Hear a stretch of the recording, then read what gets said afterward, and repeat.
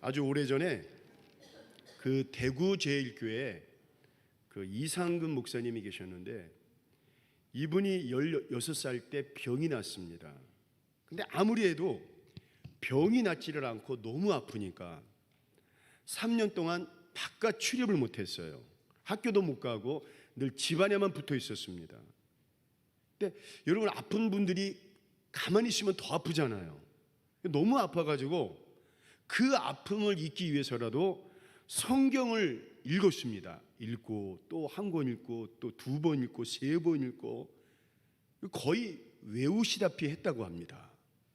그때 방 안에서 3년 동안 열심히 성경만 읽은 것이 기초가 돼가지고 나중에 이분이 신학을 하고 주의 종이 되고 우리나라에서 알아주는 아주 유명한 성경 박사가 되었습니다. 시간이 지나면서 고통은 사라지고 간혹 고통은 왔지만 참을만 하니까 잊어버렸다가 나중에 1993년 이분이 은퇴를 하시면서 정밀 검사를 받고 발 수술을 했는데 거기서 보니까 발 뒤꿈치에서 1.5cm의 그 머리카락 굵기에 철사가 나온 거예요. 어렸을 때 여러분 우리 그 맨발로 막 다녔잖아요. 근데 어렸을 때 그 맨발로 다니다가 철사가 이렇게 찔린 것이 속으로 파고 들어가 가지고 이상근 목사님의 평생 가시가 된 거예요. 이분이 수술을 받은 후에 이런 말씀하셨다고 합니다. 이 철사가 나의 가시가 되어 60년 동안 나를 찔렀으나 이 철사가 나를 예수님을 나의 구주로 믿게 하였고 무엇보다도 그 일로 성경을 읽고 하다 보니 나를 이렇게 훌륭한 성경학자가 되게 하셨으니 이 철사라는 가시 역시 하나님의 은혜였기에 나는 감사를 드립니다. 그 고백을 했다고 합니다. 여러분, 이렇게 우리 한번 첫 번째로 한번 보겠습니다. 사람은 여러분 누구나 문제가 있고 누구에게나 가시가 있습니다.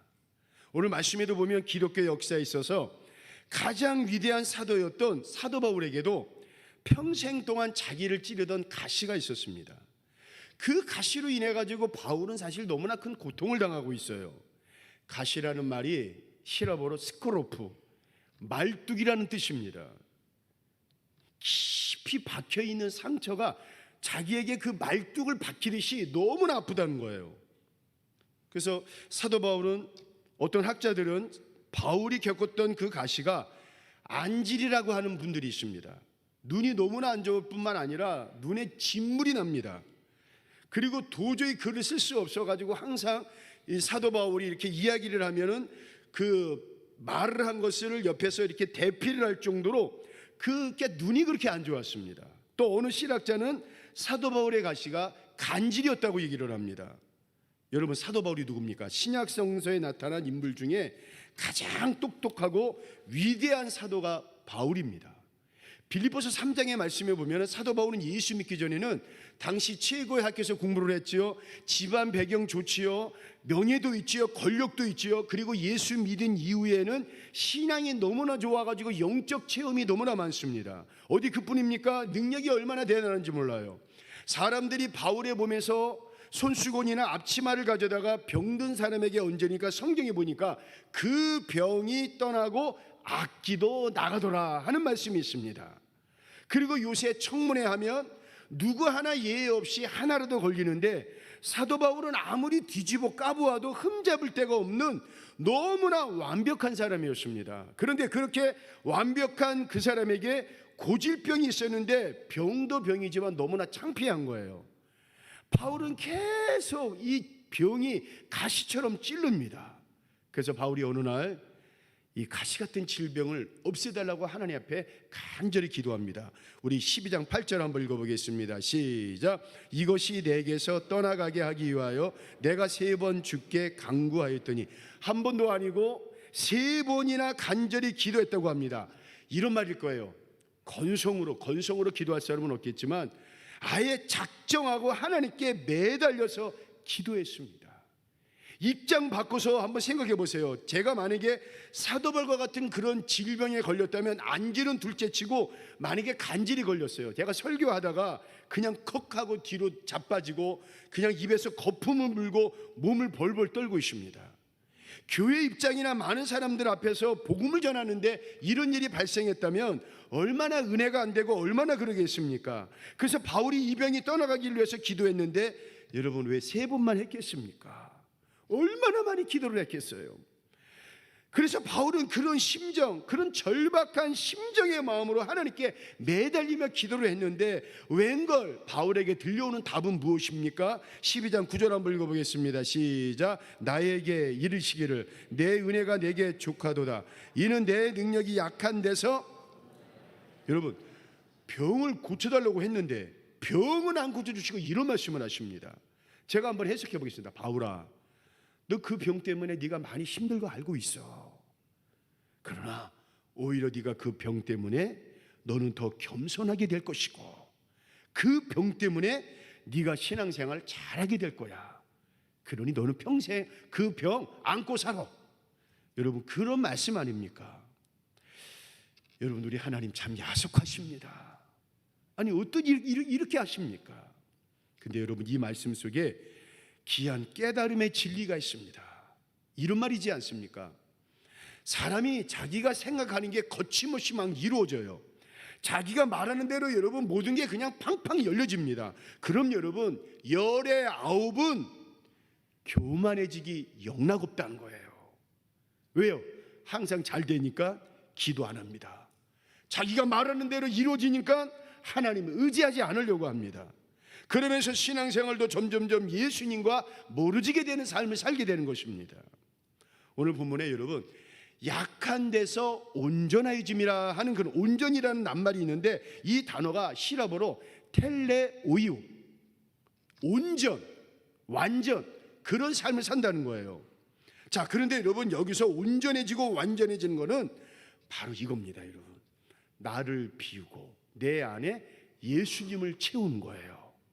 내 안에 있는 교만을 비우고 내 안에 있는 고집과 생각, 아집, 자랑 이 모든 것을 다 비우고 예수님으로 가득 채워야 된다는 거예요. 이게 바로 텔레오이오, 온전, 완전이라는 거예요. 운전을 하다가 여러분 기름이 떨어지면 차가 언제부턴가 부르르 떨기 시작하고 그 다음에 경고등이 떠오릅니다. 그러면 우리는 얼른 주유소로 가야겠구나. 주유소에 가가지고 여러분 기름을 넣잖아요. 그럼 기름을 넣으면 갑자기 차가 힘이 생기고 자신 있게 차가 앞으로 나갑니다. 우리도 여러분 살다 보면요 아플 때가 있습니다.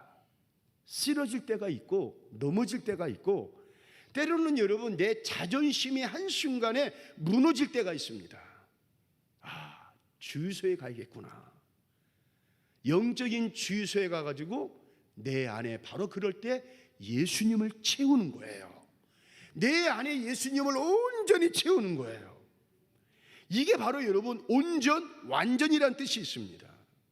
사랑하는 성도 여러분, 오늘 우리가 100% 완벽한 사람으로 살려고 하지 마시고 여러분 우리가 살아보지만 얼마나 부족합니까? 제가 몇 년 전에 그 정선 지방에 정송교회 담임 목사님과 함께 미얀마의 신학교가 있는데 신학교 강사로 저랑 그분이랑 딱 2분이 간 적이 있습니다. 일주일 동안 같이 밥 먹고 같이 잠자고 같이 이제 강의하고 아주 일주일 동안 아주 그분과 아주 온전히 함께 있었어요. 그런데 이분의 성격이 이분은 남자입니다. 그런데 얼마나 여성스러운지 얼마나 꼼꼼한지 얼마나 치밀하신지 식사 끝난 후에 항상 그분은 가방 안에서 뭘 꺼내요. 요만한 그 손거울이 있습니다. 동그란 손거울을 딱 끌고 얼굴에 이게 뭐가 붙었나 이렇게 살펴보세요. 그리고 식사가 다 마치면 자기가 먼저 비타민 2개를 드시고 김 목사 비타민을 먹어야 된다는 거예요. 비타민 2개를 챙겨주십니다. 그리고 그것으로 끝나지 않고 아침 저녁에 견과류를 챙겨주십니다. 견과류를 먹어야 이제 김 목사님 나이에 뼈가 튼튼해진다는 거예요. 그리고 손이 들어오면 물티슈를 꺼내주셔가지고 김 목사님 손 닦으시라는 거예요. 한평생 살아왔던 우리 사모님도 안 그랬는데 처음에는 이분의 그 여성스러움에 제가 적응이 안 돼가지고 너무 힘들었어요. 이분은 제가 옆에서 보기에도 너무 완벽합니다.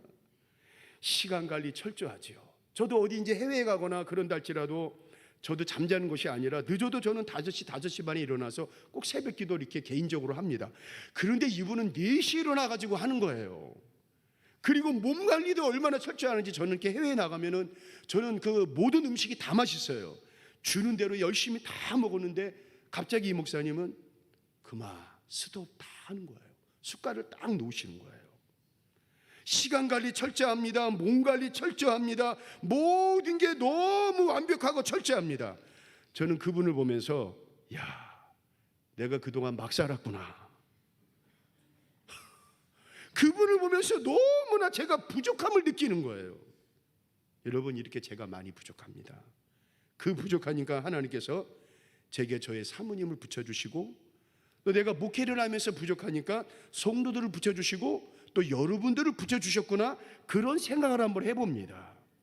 근데 여러분, 저만 그렇습니까? 여러분들도 다 부족합니다. 그래서 우리는 다 부족한 사람들입니다. 그래서 그 부족한 것을 인정하고 살아야 돼요. 완벽해 보세요. 완벽하면요, 사람 옆에 붙어 있지 않습니다. 좀 부족하고 모자라야 내가 저 사람 도와줘야겠구나, 내가 저 사람 옆에 있어서 저 사람의 그 부족함을 채워주겠구나, 여러분 이런 생각을 하지, 그 사람이 너무 잘하고 똑똑하고 완벽하면요, 그 옆에서 일하는 사람이 너무나 피곤해서 견딜 수가 없습니다. 그래서 여러분, 남자들은 같이 사시는 부인들한테 정말 감사해야 돼요. 우리 부인들께서 우리 남자들, 남편들을 구원해 주신 것입니다. 여러분, 우리는 그렇게 살아야 돼요. 또 여러분의 부족함도 그 누군가의 사람을 붙여가지고 하나하나 채워주시는 거 아닙니까? 여러분, 이렇게 완벽한 사람은 아무도 없습니다. 그러니 오늘 우리는 살아가면서 문제가 있는 거 당연합니다. 어려움이 있는 거 당연합니다. 자존감이 무너지는 거 당연할 수가 있습니다. 나를 찌르고 있는 가시 당연합니다. 살다 보면 여러분, 이런저런 문제로 만나는 아픔 당연한 것입니다. 그러니 여러분, 좀 힘들면 왜 이래? 인생 살기 싫어. 저 사람 왜 이러지? 여러분, 그러는 것이 아니라 여러분, 다 찌르는 가시가 있습니다. 왜요? 우리는 부족하니까. 그런데 이렇게 부족함을 인정하고 살면 외로 마음이 편해집니다. 우리는 다 부족합니다. 그래서 여러분, 두 번째로 약한 것들을 자랑해야 돼요. 여러분, 말은 이렇지만 우리가 살아가면서 여러분, 남들 앞에서 내 약한 거 말하기 싫어요. 인정하기 싫어요. 저도 여러분, 이렇게 제가 이렇게 여러분 보기엔 이렇지만 저도 숨기고 싶은 것들이 얼마나 많은 줄 몰라요. 내가 약함을 드러내면 뭔가 창피하고 손해를 보는 것 같아요. 인간은 아무리 잘난 척하고 똑똑한 척해도 어딘가에 다 문제가 있고 약한 구석이 있습니다. 어떤 이는요, 저분은 뭐가 이렇게 좋은데 말을 들어보면 다른 한편에는 뭐 아픈 이야기가 있어요. 어떤 분은 정말 이게 너무너무 당당하게 자랑스러운데 또 뒤돌아보면 저분에게는 또 저런 또 아픈 구석이 있어요. 여러분, 이렇게 우리 인생들 들여다보면, 우리 가정 들여다보면 뭔가 보이지 않는 가시가 다 있습니다. 그래서 그것으로 인해 괴로워합니다. 힘들어합니다. 왜 괴로워하고 힘들어합니까? 여러분, 인정하면 괜찮은데 인정하기 싫으니까 힘들고 괴로운 것입니다. 사도 바울 보세요. 뭐 하나 부족하도 없는 자신만만한 사람이지만 몸속에 박혀있는 질병이라는 가시로 인해 가지고 얼마나 많이 힘들었겠어요. 그 아픈 것은 둘째치고 여러분, 자존감, 자존심, 체면도 굵어진 것 같고, 근데 보세요, 그 모든 거 다 주님 앞에 인정하니까 어떻게 됩니까? 그 부족한 가시로 인해 사도 바울은 그때부터 하나님께 더 기도하게 됩니다. 그리고 기도하면서 더 겸손한 삶을 살아가지 않습니까? 무엇보다도 자신에게 부족한 것이 있다는 것을 깨닫고 점점 주님을 채워가는 삶을 살아가지 않습니까? 사람은 시련을 통해 철들게 한다 하는 스미스의 말이 있습니다. 스미스라는 사람, 여러분 그런 것처럼 자기 과신이나 교만심이 부족함을 통해 가시로 하나하나 사라져가면서 사람이 철을 들어간다는 거예요. 여러분, 왜 살면서 괴롭고 힘듭니까? 여러분, 왜 예수를 믿고 교회 다닌다면서 왜 만족감이 없습니까? 내 옆에 아내가 있고 내 자녀들이 있고 내가 지금 잘하고 있는데 왜 여러분 불평을 가지고 있습니까? 자기가 여전히 잘났다고, 자기가 여전히 대단하다고, 내가 이래도 이런 사람인데, 여러분 교만함입니다. 교만이 우리를 힘들게 하는 겁니다. 교만이 우리를 밤새 잠 못 들게 하는 겁니다. 그래서 여러분 이 모든 거 우리는 다 내려놓고 텔레레이오, 주님을 채워야 돼요. 주님으로 넘치게 해야 돼요. 내 것으로 채우니까 그 채워진 것에 여러분 누군가 나한테 상처를 주고 어떤 일로 인해서 여러분 기스가 나니까 참지를 못하는 거예요. 그래서 막 분노하게 되고 혈기 부리고 막 화를 내는 거예요. 그래서 여러분 날마다 나를 채우는 것이 아니라 예수님으로 채워야 돼요. 그래야 우리가 이 땅에서 온전히 살 수가 있습니다. 우리 12장 9절 한번 읽어보겠습니다. 시작. 그러므로 도리어 자랑하리니 이는 그리스도의 능력이 내게 머물게 하려 함이라. 무슨 말씀입니까? 사도 바울은 자신의 약점을 창피하게 여기지 않았습니다. 도리어 자기에게 약점이 있다는 것을 자랑했다 그랬습니다. 왜요? 그렇게 그 부족함을 인정하고 그리고 그 부족함을 채워달라고 기도하고 자랑하니까 그때부터 여러분 내 안에 예수님으로 채워지는 거예요. 그리고 여러분 뭐가 머물게 되었다 그랬습니까? 그리스도의 능력이 머물게 되었다 그랬습니다. 부족함을 자랑하니까 약함을 자랑했어요. 그런데 그때부터 그리스도의 능력이 사도 바울에게 머물게 되는 거예요. 중요한 진리의 말씀 하나가 있습니다. 여러분 우리에게 약함이 있어야 하나님의 능력이 머무는 은혜를 경험할 수가 있습니다. 여러분 안 그런 척 하지 마세요. 체면 생각하지 마세요. 뭔가 이렇게 숨기려고 여러분 그러지 마세요. 여러분 주님 앞에 우리는 어린아이처럼 주님 나 이런 사람이에요. 주님 나 이렇게 부족한 사람이에요. 주님 나에게 이런 문제가 있어요. 주님 나 이것 때문에 너무너무 힘이 들어요. 주님 내 형편 아시지 않습니까? 그냥 주님 앞에 여러분 십자가 앞에 내 모든 것 전부 다 까놓고 살면 주님이 그때부터 우리를 도와주시는 거예요. 어떻게 도와주십니까? 로마서 8장 26절 한번 읽어보겠습니다. 시작. 이와 같이 성령도 우리는 마땅히 기도할 바를 알지 못하나 오직 성령이 말할 수 없는 탄식으로 우리를 위하여 친히 간구하시느니라. 그렇습니다. 우리의 약함을 주님 앞에 하려면 그때부터 우리 주님께서 우리의 연약함을 아시고 도와주시지. 부족하면서도 약점이 있으면서도 여러분 어려움이 있으면서도 괜히 안 그런 척 우리 주님은 도와주실 수가 없다는 거예요. 어려움이 있는데 아픔이 있는데 고난이 있고 뭔가 가정에 부부관계 자녀간에 또 알지 못하는 문제 여러분 주님께 아뢰지 않습니다. 기도도 하지 않고 간구하지도 않고 그럼 여러분 주님은 도와주실 수가 없다는 거예요. 저는 그런 면에서 여러분들 모두가 언제든지 우리 주님이 도와주시는 그런 분들 되시기를 주의 이름으로 축원을 드리겠습니다. 마지막으로 여러분 약함을 통하여 더욱 강해져야 됩니다. 여러분 약하다는 게 계속 나 약해요. 나 이제 포기할래요. 나 안 할래요. 나 이제 좀 당분간 쉴래요. 여러분 이런 것이 아니라 그러면서 세상을 원망하고 부모를 원망하고 때로는 조상을 원망하고 다른 사람을 불평하고 원망하고 그러면요 사람이 발전이 안 돼요. 신앙이 발전이 안 돼요. 그야말로 생각하는 대로 정말 약하고 부족한 사람이 될 수밖에 없습니다. 우리 12장 10절 우리 마지막 한번 읽어보겠습니다. 시작. 그러므로 내가 그리스도를 위하여 약한 것들과 능력과 궁핍과 박해와 공고를 기뻐하노니 이는 내가 약한 그때. 그렇습니다. 존 보녀는 감옥 안에서 그 유명한 철로 역정을 썼습니다. 베토벤은 귀머거리였지만 세계적인 위대한 작곡가입니다. 여러분 우리에게 약함이 있다는 것은 하나님을 의지하라는 하나님의 부르심입니다. 우리에게 약함이 있다는 것은 하나님을 의지하라는 하나님의 사랑의 사인입니다. 그래서 우리 하나님은 우리가 약할 때 강해지도록 역사하십니다. 여러분 조개에서 진주가 만들어지는데 그냥 만들어지는 게 아니잖아요. 조개 입속에 들어간 그 모래알이 조개를 찌르고 가시처럼 아프게 하니까 이 조개가 괴로워하면서 그 진액을 계속 나오니까 그것이 단단하게 굳으면서 그 아름다운 진주가 되는 것입니다.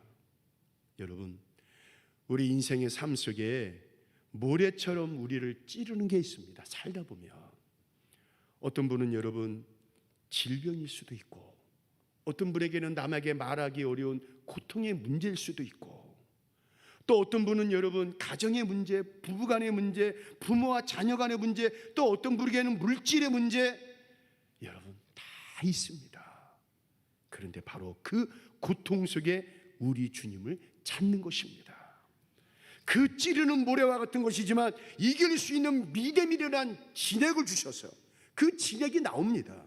그리고 어느 날 우리 인생의 값진 진주가 될 줄로 믿으실 바라겠습니다.